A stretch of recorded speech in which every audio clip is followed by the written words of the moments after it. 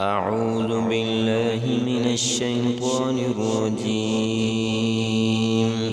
بسم الله الرحمن الرحيم. أفحسبتم أنما خلقناكم عبثا وأنكم إلينا لا ترجعون. فتعالى الله الملك الحق لا إله إلا هو رب العرش الكريم.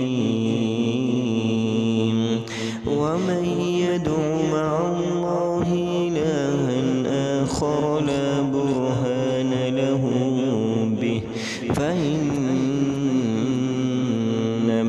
حسابه عند ربه إنه